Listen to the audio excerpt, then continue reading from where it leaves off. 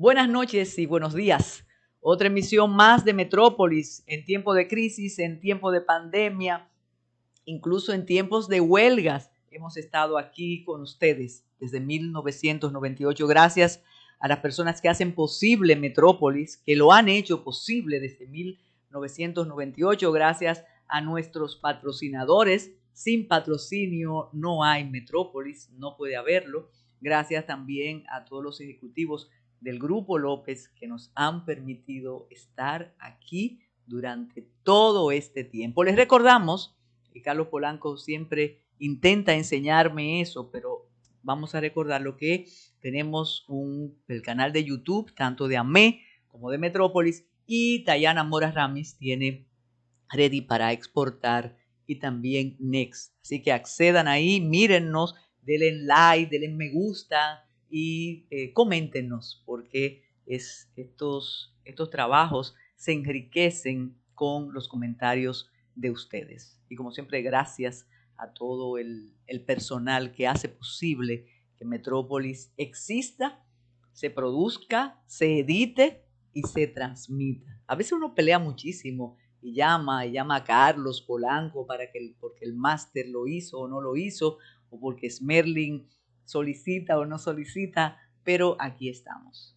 Sin lugar a dudas, hay un tema que marcó la semana, que va a marcar esta, y que es un tema que es parte de la esencia de la República Dominicana, pero esta vez se trata de abordarlo desde una crisis más que real que hay en el país con el cual compartimos territorio.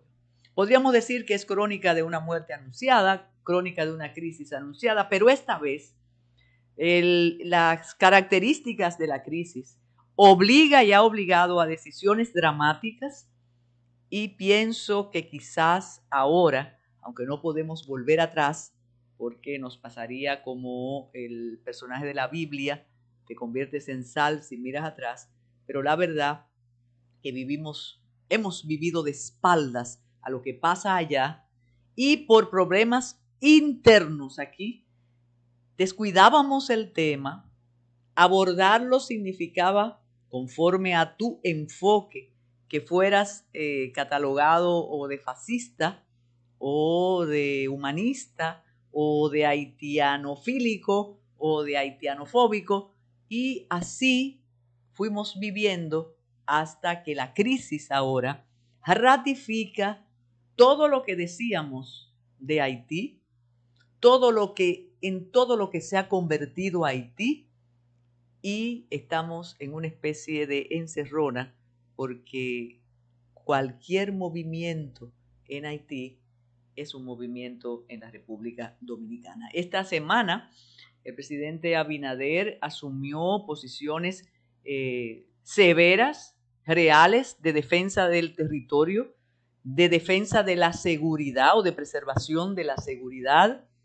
Algunos siguen criticando esas decisiones, y la verdad que debíamos decirle a los otros: ¿y ustedes qué hacen y por qué están tan callados? Cuando digo ustedes qué hacen y por qué están tan callados, me refiero a todo ese grupo de dominicanos y dominicanas que durante años se dedicaron a decir y a divulgar fuera del país que esta era una sociedad racista, que aquí había un apartheid, que maltratábamos a los haitianos, que nosotros no servíamos para nada, que los otros eran los buenos y eran las víctimas. Siempre dijimos, y aquí se ha discutido en Metrópolis, y hay cantidad de programas con las dos posiciones encontradas, los que defendían la posición de que nosotros no somos xenófobos, sino que entendemos que no podemos asumir el problema de Haití, ni en salud, ni económico, ni en seguridad. Y la otra parte del problema, que es, como dice un amigo aquí, el entre en todo. Ese entre en todo está callado, pero hay una particularidad. La mayoría de esas personas hoy son funcionarios. Hoy son funcionarios públicos con posiciones muy importantes. Y la verdad que uno dice, Pero ¿y por qué no renuncian? Si su posición es diametralmente opuesta a la posición y a la visión en torno al problema dominico-haitiano del presidente de la República. Por eso están tan callados, porque ellos hicieron durante años, y sobre todo después de la sentencia, de la controversial sentencia 168 del Tribunal Constitucional, ellos se dedicaron a hacer una campaña en contra de su país, de la República Dominicana. Y reitero, siempre decíamos, pero ¿cuál es el interlocutor de ese grupo de personas? Bueno, obtuvieron notoriedad y respaldo internacional, porque el problema de la clase haitiana, de la élite haitiana intelectual, académica, es que ellos discuten el problema de esa parte de la isla nuestra. Ellos lo discuten desde Quebec o desde París o desde Nueva York, pero no lo discuten aquí ni en el territorio depauperado, desértico, deforestado, inseguro y ahora ocupado por las bandas de delincuentes. Y ese es el problema. En Haití, sobre todo luego del terremoto, en Haití, sobre todo con la pandemia, el relato, el resultado es de carestía de todo. Se están agotando, bueno, se está agotando el combustible y por eso vemos esa cantidad de vehículos de este lado y creo que ahora se va a sentir después de las medidas que dijo el presidente de la República que tomaría. Ya no podrán venir a abastecerse del combustible. Imagínense usted entonces lo que va a pasar. Pero esta semana, y fue creo que el miércoles, el problema se agravó cuando se escuchó y se difundió por primera vez una declaración de Jimmy Cherizier. ¿Quién es Jimmy Cherizier? Jimmy Cherizier es Barbecue. Barbecue es el líder de la pandilla más importante y más poderosa de Haití. Controla territorios, controla espacios, es un líder entre la población, entre las barriadas, porque los protege, tiene un discurso en contra de la élite haitiana, una élite que siempre hemos dicho que quizás es una de las más impiadosas del planeta. A ellos no les importa lo que está pasando allá. Por cierto, esa élite poco a poco se ha dedicado a invertir, a comprar, a establecer negocios de esta parte de la isla y que el otro lado se fastidie y que después nosotros nos ocupemos de proveer salud, educación y alimento a sus connacionales. Cuando se produce, creo que es el miércoles, ahí tenemos las imágenes, las declaraciones de Cherizier, la situación se complica más porque él hace una amenaza y dice que él va a destituir al primer ministro. Dice más que el primer ministro es responsable de la muerte de Jovenel Moïse.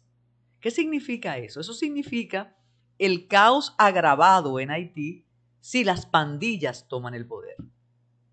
Pero mientras esto ocurre, además con un discurso muy bien elaborado, algunos dicen que se lo escribieron porque este señor no tiene esa formación, él era policía. Pero ya eso es otro asunto, ¿no? Ese es otro aspecto del problema. Pero es importante recordar que Barbecue tiene secuestradas 17 personas. 17 personas y la mayoría de esas personas secuestradas son estadounidenses. Los más atrevidos se arriesgan a decir que el pandillero tiene contra la pared a Estados Unidos, porque no han podido organizar el rescate de esas personas. Estados Unidos ha rescatado ciudadanos en cualquier lugar del planeta, pero aquí ese delincuente parece que es muy hábil y conoce muy bien su territorio y lo que llega como información es que para evitar el rescate, él tiene a las personas en lugares distintos, de modo que eso dificultaría un rescate exitoso. De modo que esa es la situación que ha provocado reuniones importantísimas del presidente de la República con sectores importantísimos de la República Dominicana. Vamos a ver estas imágenes. El líder de la principal banda armada de Haití, Jimmy Cherizier, alias Barbecue, convocó a la prensa nacional e internacional en la barriada de La Saline, en Puerto Príncipe, para demandar la renuncia inmediata del primer ministro Ariel Henry, acusándolo de participar en el asesinato del presidente Jovenel Moïse. Nosotros exigimos la renuncia del primer ministro Ariel Henry, ya que este ha participado en el asesinato del presidente Jovenel Moïse, organizado por los defensores del status quo. Cherizier niega que su grupo sea una pandilla, sino que son ciudadanos que luchan por una buena gobernanza y un líder que aseguran que Haití no tiene. No es un partido político y nunca lo será, es un movimiento armado. No somos partidarios del PHTQ ni jovenelistas, somos patriotas, somos haitianos que luchan por un cambio real. Tras leer el comunicado de prensa, el capo se hizo acompañar por los medios en un recorrido por el mísero barrio de La Saline, lugar donde su banda sustituye al Estado y Barbecue es la máxima autoridad. Para asistir a una convocatoria de prensa del líder del G9, Fahmi E. Ali, es necesario contar con consentimiento de su líder. La prensa llega en grupo y cuando ya está cerca del lugar de la cita es guiada por miembros de la banda que se desplazan en motocicleta y los conducen al emplazamiento del acto. Durante la espera no se permite hacer fotos ni tomar imágenes de video de la zona, y lo mismo ocurre cuando se da por finalizada la actividad. Haití vive una de las mayores crisis de violencia de los últimos años, consecuencia de la acción de las bandas que han causado el éxodo de miles de personas de sus hogares por los enfrentamientos por el territorio. Las bandas también son responsables de cientos de secuestros y han paralizado el suministro de combustible durante varias semanas, aunque en los últimos días las autoridades han conseguido volver a llevar carburante a los hospitales y varias gasolineras. Provocó que el presidente tomara medidas muy severas y que el ministro de Interior convocara una rueda de prensa la noche del miércoles para decir en qué van a consistir o en qué consisten esas medidas. Por primera vez, medidas muy rígidas, por primera vez, medidas que le dicen a la autoridad haitiana, que le dicen a Barbecue, mira nuestra respuesta. Esto, naturalmente, tenemos que mencionar que hubo conflictos con el canciller haitiano. No, el canciller de nosotros está absolutamente en silencio. Es el presidente que está como jefe de la diplomacia, naturalmente, comandando estas diligencias. Ahí tenemos un segmento primero de la declaración del presidente de la República cuando estaba con el sector agropecuario. Fue la primera declaración cuando se refirió a las visas de los estudiantes, a las visas en el futuro, no a los que están aquí. Eso fue muy mal interpretado. Luego de la pausa, vamos a compartir con ustedes las informaciones que ofreció al país el ministro de Interior y Policía. Adelante, Esmer. Que todos los estudiantes haitianos que están aquí en el país no cambian su estatus, continúan su estatus y no van a tener ningún problema aquí. Lo que se está diciendo es que no va a haber una renovación automática y que tenemos que chequearlo, porque yo tengo que proteger a este país y chequear de que aquí no entre nadie de bandas ni de que estén ligados a otros sectores camuflajeados. Las facilidades que se le dieron a esos estudiantes se lo dio este gobierno. Y lo que estamos diciendo es que no va a ser automático, que se va a tener que chequear en cada caso. Consejo Nacional de Migración. El gobierno de la República Dominicana entiende que la regulación y control del movimiento de personas que entran y salen del país es un derecho inalienable y constitucional del Estado dominicano. En este sentido, ante el deterioro progresivo de las condiciones políticas, económicas y sociales de Haití, debemos actuar con responsabilidad y firmeza para proteger la seguridad interna, la soberanía de nuestro territorio y la salud de todos los ciudadanos. Los reportes de la prensa internacional y los informes de inteligencia sobre Haití confirman que las bandas criminales que controlan gran parte de su territorio impiden el abastecimiento de combustible, paralizan la actividad productiva, la disponibilidad de alimento y la imprescindible atención médica, poniendo en riesgo el bienestar de la población. En estos momentos, con 1/3 de la población necesitada de asistencia alimentaria, no hay condiciones internas para recuperar la estabilidad sin el auxilio de la comunidad internacional. Las condiciones actuales de Haití ponen presión adicional sobre nuestro presupuesto de salud, incrementan la ya desbordada inmigración y contribuyen a debilitar nuestra seguridad ciudadana. La República Dominicana no puede seguir cargando el peso de los problemas de Haití. Consejo Nacional de Migración, en reunión sostenida en el Palacio Nacional, decidió las siguientes medidas. Primero, auditar el Plan Nacional de Regulación para determinar si las personas incluidas califican. Segundo, establecer 38 oficinas en todo el territorio nacional con el propósito de identificar a todos los ciudadanos extranjeros. Tercero, organizar reuniones con los sectores productivos para definir los procedimientos de contratación de mano de obra inmigrante. Cuarto, limitar solo en caso de emergencia el acceso a los hospitales públicos de todo el país a los inmigrantes ilegales. Los objetivos de las medidas adoptadas son las siguientes. Primero, garantizar el acceso digno a todos los pacientes dominicanos que acudan a los centros hospitalarios del país. Segundo, asegurar el control de enfermedades para proteger a la población de posibles contagios. Tercero, disminuir la presencia de ciudadanos extranjeros ilegales en nuestro territorio. Cuarto, incrementar la seguridad ciudadana, impidiendo la penetración a nuestro territorio de grupos criminales. Consejo Nacional de Migración se declara en sesión permanente para tomar cualquier medida que demande la situación actual en el territorio haitiano. Muchísimas gracias.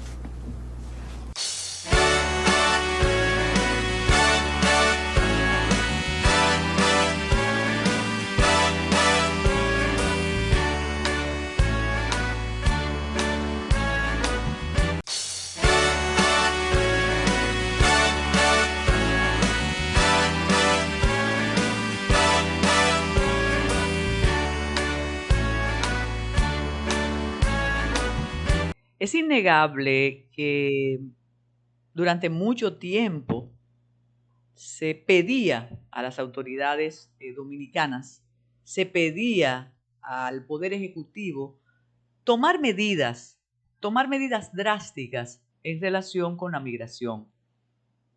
Se hacía, no se hacía, pero siempre pendiente del rechazo de la comunidad internacional y sobre todo de la presión de los grupos que representaban a esa comunidad internacional o que la representan, que hacían presión para que cualquier movimiento que afectara el desorden y el caos de la cantidad de mujeres traficadas para venir a dar a luz aquí, de la cantidad de indocumentados que llegaban y se iban y volvían, de la cantidad de personas que violentaban las disposiciones del Código de Trabajo, bueno, de los empleadores, claro, no podemos negar.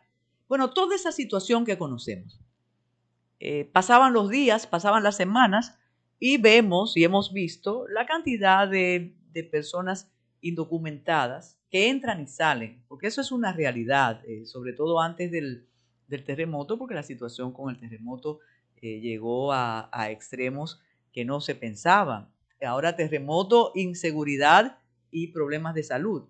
Pero los haitianos, como cualquier migrante, siempre quieren volver a su lugar, a su patria, a estar con su familia, a llevar el fruto del trabajo, lo que consiguen en el otro lugar que le ofrece mejores condiciones de vida que los que tienen en su territorio. En esta ocasión, es innegable que el presidente de la República ha logrado un respaldo extraordinario de parte de la población. El presidente, y lo comentábamos la semana pasada, cuando decidió decirle no a la reforma tributaria, pensábamos, y ahí está el Metrópolis de la semana pasada, decíamos, bueno, el presidente tiene una aceptación extraordinaria según la medición de Mitofsky. Él podía haber arriesgado ese 67% que compite con el de Nayib Bukele, pero no quiso hacerlo. Lo que pasa es que cuando uno tiene mucho y ocurre en la situación doméstica, bueno, tengo mucho, voy a malgastar, pero para la reelección falta. Y el presidente prefirió postergar el trago amargo de la reforma tributaria y preservar esa aceptación. Sin lugar a dudas, después de todas las decisiones en torno al problema haitiano, o dominico-haitiano, o de la frontera, el presidente, reitero, cuenta con un respaldo realmente mayoritario ahora mismo en la República Dominicana por esa actitud. Quedan unos focos de personas que tienen que cumplir con lo que habían dicho antes y habían predicado durante 10, 15 años. El detalle está, y lo decíamos en la mesa anterior, el detalle está en que muchos de esos señores y señoras son funcionarios ahora. Y mi pregunta es, y pienso compartir la imposible respuesta con algunos de ustedes, es, ¿qué van a hacer? ¿El decreto los cayó? ¿O sus posiciones de crítica a la República Dominicana tenían y de solidaridad con la élite haitiana? Porque es con la élite haitiana, no es con no, eso era pura pantalla. Dependía de un decreto y del disfrute de una embajada, de una posición alta, de un ministerio. Tendremos que esperar porque se tendrían que ir porque el presidente no está conectado con esa posición. No lo está. Por cierto, a propósito de las decisiones del presidente, se difundió mal o se explicó mal lo relativo a las visas de los estudiantes haitianos que están en el país. Y eso también provocó que los defensores a ultranza de cualquier asunto que pase en la otra parte de la isla, del territorio, como dicen los reportes internacionales, no son dos países, sino la isla hispaniola, la población que está de un lado y la población que está de otro. Es decir, nosotros no somos República Dominicana ni ellos son Haití, es la hispaniola con una fronterilla. Y digo que se difundió mal o se explicó mal porque lo que va a ocurrir es que las próximas visas de estudiantes no se van a vender ni van a permitir la entrada de cualquier persona al territorio nacional. Se dice, y ahí también hay una reprobación a la no atención de esos problemas, porque todo esto se pudo evitar con los controles correspondientes, pero se dice que los estudiantes registrados alcanzan X cifras, supongamos. Creo que son 70,000 posiblemente. No tengo el dato ahí, lo tenía anotado, lo tiene Smerlin por ahí. Entonces, esos son los registrados en las universidades. Y eso es muy fácil establecerlo porque hay una matrícula, hay un pago de una matrícula, hay una inscripción hay una asistencia a clase. Esos están ahí. Pero ¿qué ocurre? Cuando se ha hecho un cotejo, se han detectado el doble de esas visas de estudiantes, evidentemente para personas que no son estudiantes. Entonces, lo que dijo el presidente, o no, ni siquiera lo que dijo, lo que va a ocurrir es que las nuevas visas están suspendidas. Se quedan los que están, y los que están, naturalmente, le van a hacer una especie de validación del documento. Yo creo que no tenemos que ir a ese lugar común de recordar cómo hacen con las personas extranjeras en otros lugares. Y ese siempre ha sido el problema aquí, que no hemos querido realizar o exigir lo mismo que a nosotros nos exigen en otros lugares. Ese ha sido el problema. Entran y salen, pagan y despagan, le dan al coronel tanto, le dan al traficante tanto, entran, consiguen el trabajo, posiblemente los maltraten, a otros no los maltratan, ya pueden presentar, eso no existía hace unos años, sus reclamos, no porque tenían susto de que se lo llevara la camiona, pero ellos presentan sus querellas, sus demandas para su salario, para sus compensaciones y son atendidos, y ahí nada más hay que buscar las sentencias y también los abogados que se lucran con ese asunto.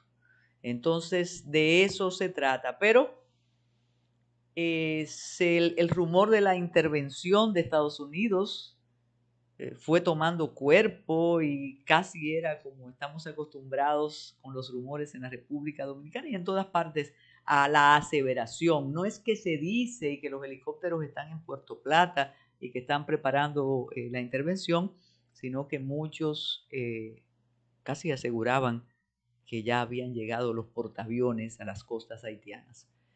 Mencionábamos en bloques anteriores el asunto de la desidia, del desinterés de las potencias. No podemos, las potencias, de la comunidad internacional, ya eso potencia es como del siglo pasado, como dijo aquí en un panel un eminente especialista, que ya ese concepto de soberanía, eso no existe, pero funciona todavía, ¿eh?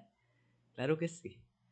¿Qué pasó hace 3 semanas? El presidente de la República fue a Panamá, se reunió con el presidente de Panamá y con el presidente de Costa Rica, y el propósito de esa reunión precisamente era buscar una solución a la crisis en Haití, a la crisis económica, sanitaria, de seguridad. La crítica mayoritaria decía que ese era un problema de Haití y que el presidente, sobre todo el presidente dominicano, no podía asumir ese problema. Perfecto, no lo podía asumir, pero solicitó intervención a la comunidad internacional, como dicen los principios del derecho internacional público. Se ha aumentado exponencialmente el problema en Haití, la crisis política, humanitaria, de salud, de seguridad, y la comunidad internacional no se pronuncia. Decenas de hipótesis hay. Decenas de hipótesis. Algunos dicen, y quizá un poco en el marco de las teorías de conspiración, que lo que quiera la comunidad internacional simple y llanamente es que nosotros asumamos ese problema. Y no ni siquiera que lo asumamos, que vengan y que ya. Pero ninguno, ni Canadá, ni Francia, ni Estados Unidos quieren asumir responsabilidad en lo que está pasando en Haití. Otros dicen, es bueno señalarlo, que tendrían que buscar esos países en Haití, si ya tiene poco.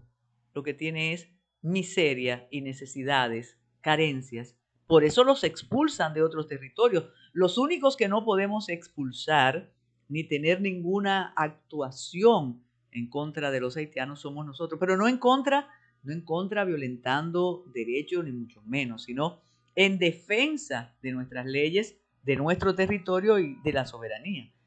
Recordar las imágenes de los haitianos perseguidos y tirándole un lazo como si fueran reses en Estados Unidos, en la frontera, yo creo que no amerita que los recordemos de nuevo, porque eso es una realidad. Vamos a hacer otra pausa para comentar algunos de los de los hechos que tienen que ver con inseguridad ciudadana, con las denuncias y también con el decurso judicial.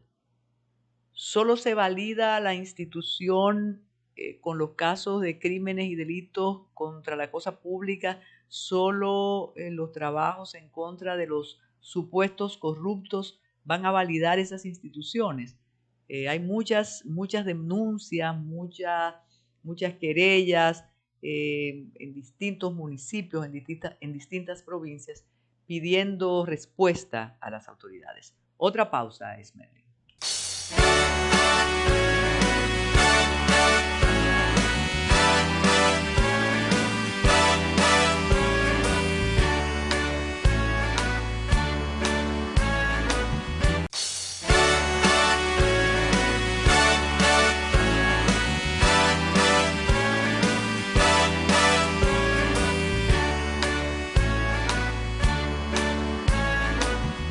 Bueno, después de todo lo que produjo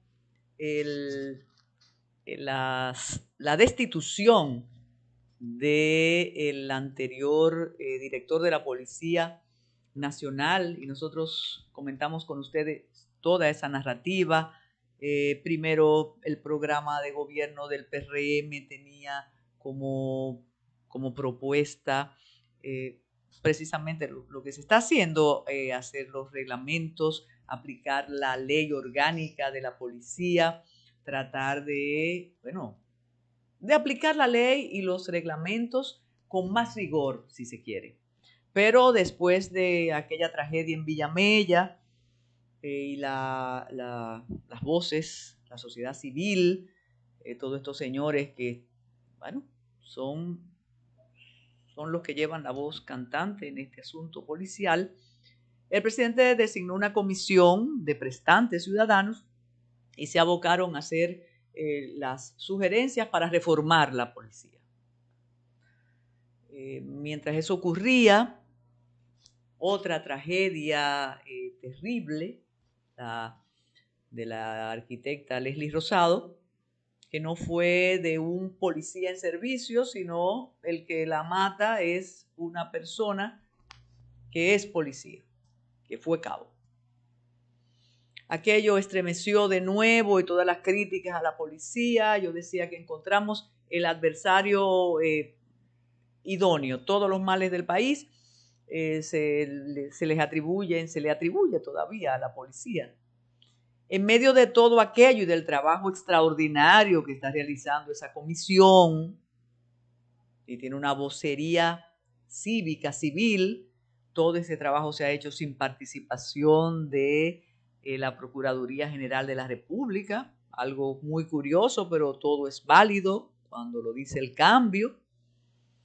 Entonces, en medio de todas estas expectativas y estas esperanzas de transformación, ¡oh sorpresa!, cambian al director de la Policía Nacional y nos colocamos en una narrativa y con unas expectativas, las de siempre, las de hace años tras años, desde la época de los 12 años. Si cambian el director de la policía, todo va a ser diferente. En el caso del anterior, los elogios se sucedían porque era un policía de academia, un joven y todo perfecto, muy bien, pero viene el director TEN, el jefe TEN, bueno, todavía se confunde entre jefe y director, pero el director es un jefe. Y oh sorpresa, el hombre de la mano dura calma a los críticos, a los que querían una policía distinta, a los que decían que en cada esquina había un asesino, pero ahora la mano dura de TEN tiene a una parte de la ciudadanía esperando la transformación. ¿Qué ocurre? Esa transformación no es de la noche a la mañana.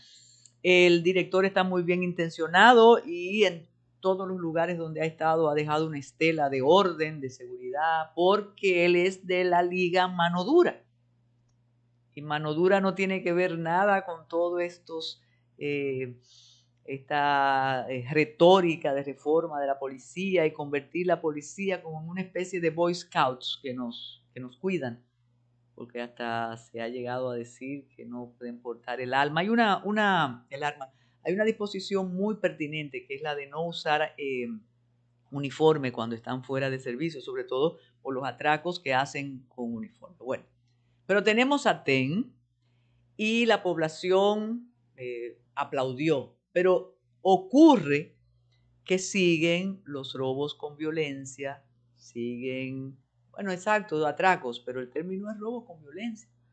Sigue el desorden, sigue el raterismo, y la verdad que la semana pasada algo que ocurrió en la ciudad colonial, en la zona colonial, que usted me puede decir, es un caso aislado, posiblemente, pero en medio de toda esta narrativa en procura del turismo, no olvidemos que el presidente de la República paseó por la zona colonial y dijo que va a ser de la zona colonial la más hermosa de la región y además la más segura, pero las cámaras captaron a un muchacho en un motor que le quita la cartera a una turista. Eso creo que hasta los menos sensibles les mortificó mucho, porque esas son las imágenes que se repiten y se repiten también para hacernos daño. Pero ese es un hecho. Durante la semana han continuado esas... pero es que, exacto, es que iban a continuar, Tayana. Claro que sí, eso no es de la noche a la mañana. Y les puedo decir que yo vi patrullar por los praditos unas camionetas, unos agentes de la policía. Ya tienen una camarita, perfecto. Pero las denuncias, y hay muchas notas de voz, y esto además lo decimos para que el director TEN lo valore, lo escuche, porque hay que volver al antes, es al director que tiene que resolver. Las informaciones y las notas de voz que han circulado esta semana dan cuenta de actividades delincuenciales en el polígono central, pero en espacios muy de supuesta seguridad por el lugar, en el polígono central. Por ejemplo, en la Pedro Enrique Sureña, el miércoles pasado también, el martes pasado, una persona compartió su experiencia cuando saliendo de un supermercado, unos encapuchados le lanzaron botellas al automóvil con el objetivo de que se detuviera y ahí hacer lo que fuera. Eso es aquí, en el mismo centro, sin dejar de mencionar hechos en Santo Domingo Este, en distintos municipios, en La Vega, en Tamboril, en Santiago. En Santiago entraron a una peluquería, bueno, pero hacer el relato no tiene importancia y nos demeritaría. Vamos a hacerlo de manera general. Sigue la situación. Se necesita, no sé si más vigilancia, asumir el asunto, dejar ya la euforia y pensar que la mano dura va a disuadir. No, esto es un problema viejo, serio, multicausal, que si hay percepción de represión, de que se va, eso ayuda, pero la situación es tal que no está ayudando ahora.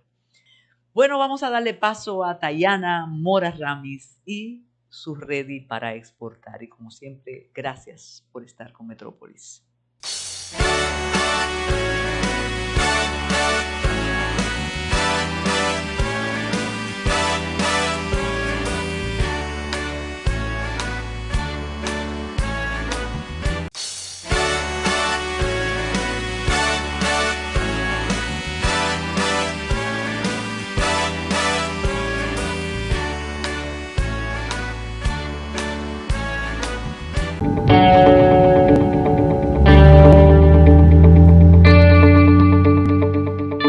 Muy buenas, amigos de Ready para exportar. Hoy vamos a hablar de un fenómeno que está ocurriendo en la República Dominicana este noviembre. Se llama Dominicana Transforma, y para conocer los detalles venimos a hablar con Raúl Burgos. Cuéntanos, Raúl, ¿qué es Dominicana Transforma? Gracias, Tayana, por tenernos aquí en este espacio. Mira, pues Dominicana se transforma, es un tsunami que le llega a la República Dominicana. Es una oportunidad que nos llega una en cada generación de ayudar a transformar nuestra sociedad en valores, de la mano del gurú del liderazgo y que tiene la mayor representación en todo el mundo, que es el doctor John Maxwell, del cual somos aliados. Entonces, son buenas noticias para nuestro país. ¿Y qué significa? ¿Cómo ocurre esto? ¿Cómo vamos a promover esta transformación del país? Te cuento cómo ha sucedido todo esto. El doctor John Maxwell, conocido en todo el mundo por sus escritos de liderazgo, hace aproximadamente 15 años que yo trabajo en la organización en un proyecto llamado 1 Millón de Líderes. Empezamos a trabajar con él en todo el mundo. Terminamos entrenando 6 millones de líderes en todo el mundo. Yo anduve Europa, Sudamérica, en todos los rincones. Pero en el 2011, cuando nos juntamos en una mesa a evaluar, porque siempre evaluamos lo que hacemos, nos damos cuenta que sí logramos entrenar esas personas, pero no pudimos ver el impacto que pudieron tener en sus comunidades. Es en ese momento donde empezamos a pensar y qué podemos hacer, cómo podemos tener un mayor impacto, y surge este proyecto llamado Transformación, que es llegar a una sociedad que nos acoja y entonces levantarla en valores a través de entrenamiento. Entonces esto empieza en el 2013 en Guatemala, un éxito tremendo, siempre invitado por las autoridades, el presidente, todo lo demás. Luego en 2015 vamos a Paraguay. Luego yo pensaba que ya para la República Dominicana, pero nada, 2018 Costa Rica. Y yo siempre poniéndole al oído a John y a Juan, oye, esto sería precioso en la República Dominicana, pero se tienen que dar una serie de factores y logística, como tú comprenderás. En el 2020 realmente habían 2 países listos, que son Ruanda y Papua Nueva Guinea, porque algunas personas de la Fundación Maxwell dicen, no, vamos a tratar de salir de Latinoamérica para ser más global. Pero ¿qué sucede? En marzo del 2020 llega el COVID, y se interrumpe en ambos países, se interrumpe todo el programa. De hecho, la fundación no hace nada en el 2020 y dice, bueno, esperamos al 2021 para empezar con esos 2 países. Pero ¿qué sucede? Cuando llega el 2021, que se empieza a abrir el mundo, esos 2 países en particular le llega una ola de COVID y se mantienen cerrados, imposibilitados. La fundación empieza a pensar, no, vean, ¿qué vamos a hacer? Pedimos 1 año, no podemos perder un segundo año. Y se recuerdan que yo siempre, ese dominicano, siempre ha dicho, oye, ¿qué podría suceder con este programa en la República Dominicana? En diciembre pasado me llaman, yo vivo en New Jersey hace 30 años, y me dicen, Raúl, ¿qué te parece que vamos a ver, no hay mucho tiempo, pero a ver qué dice la República Dominicana? Y empezamos a dar viajes juntos y empezamos a ver un país ávido, Diana, listo, deseoso de cambios. Entonces dimos el reporte a John Maxwell, óyeme, aquí hay un país que está listo. Entonces hicimos los contactos con personas de influencia, con las autoridades, con el presidente Abinader. Entonces hicimos lo que se llama un pre-lanzamiento en agosto, que es cuando el doctor Maxwell viene a reunirse con lo que nosotros consideramos son las 8 esferas de influencia más importantes. Se hacen todas esas reuniones, se decide entonces, este país está listo, vamos a hacer un lanzamiento. Entonces, para contestarte toda esa pregunta, el lanzamiento es lo que va a suceder ahora en noviembre. Es algo espectacular. Nosotros tenemos una meta de entrenar 36,000 facilitadores. Te puedes imaginar, en todo el país, con 200 coaches que vienen de todo el mundo con un gran deseo de aportar para ayudar en valores y enseñar lo que son mesas de transformación con valores. Son 12 semanas. La persona aprende a facilitar una mesa con un material que nosotros traemos, que es libre de costo. Y ese es el tsunami que nos va a llegar, esa bendición a la República Dominicana. ¿Y cómo alcanzamos esa meta? ¿Cómo llegamos a esos 36,000? Cualquiera que le interese ser parte de ese movimiento se puede inscribir, hay que ir a través de alguna institución. ¿Cómo se puede hacer? Gracias por esa pregunta. Mira, eso lo hacemos a través de nuestra página, que se llama dominicanasetransforma.com. Entras ahí y hay un formulario que vas a llenar. Como la logística es tan enorme, porque son 36,000 personas que vamos a facilitar, pero en 1,200 grupos. 1,200 grupos porque son 200 coaches que vienen, son 6 tandas, entonces todos los días van a salir 2 veces, entonces solamente podemos hacer 1,200. Por esa razón, en esta ocasión, solamente estamos atendiendo organizaciones que puedan juntar 25, 30, 35 personas dentro de su empresa o negocio, cualquier tipo de organización, iglesia, clubes. En otras palabras, no tenemos la capacidad logística de que podamos decirle a personas individuales, ven que te vamos a capacitar, sino que lo estamos haciendo por grupos. En este momento, todas las organizaciones que nos ven, bancos, empresas de todo tipo, de manufactura, de servicios, se van a la página, hay un formulario ahí y ahí se inscriben. Entonces nosotros tenemos un grupo de personas muy capacitadas que le van a llamar y se van a poner de acuerdo a ver qué tanda conviene. Lo único que tienen que hacer es, nosotros vamos a tomar todo el embajador, te puedes imaginar, todo el hotel embajador, ahí van a tener que venir a recoger el coach y a traerlo de vuelta. Le vamos a entregar el material. Es lo único que le pedimos, porque te puedes imaginar nosotros hacernos responsables de llevar 200 coaches a 200 lugares diferentes, una mañana, una tarde, una mañana, 6 veces.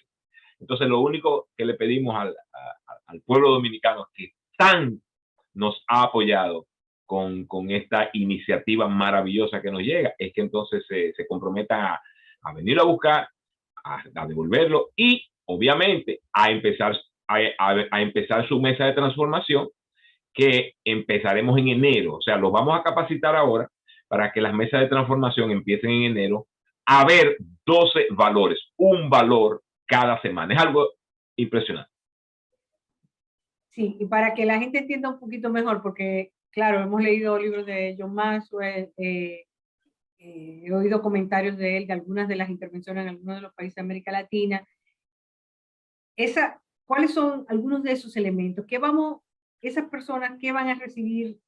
¿Cuáles son esos valores que le van a permitir luego entonces ejercer ese liderazgo en sus comunidades?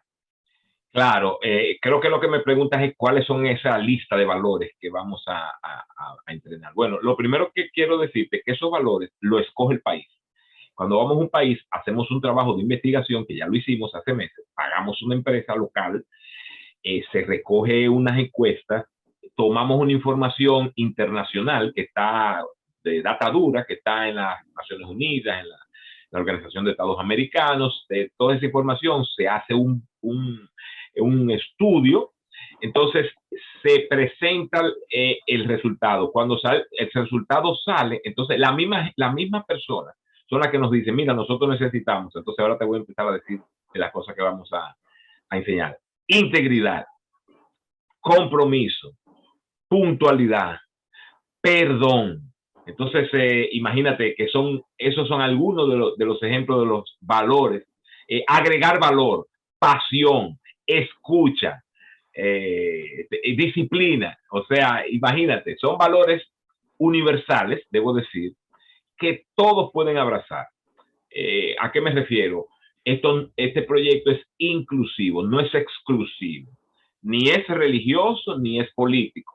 Y todos lo pueden abrazar. O sea, son valores que todo el mundo desea. Entonces, esa es la naturaleza del proyecto. Estamos felices de la acogida que ha tenido en la República Dominicana.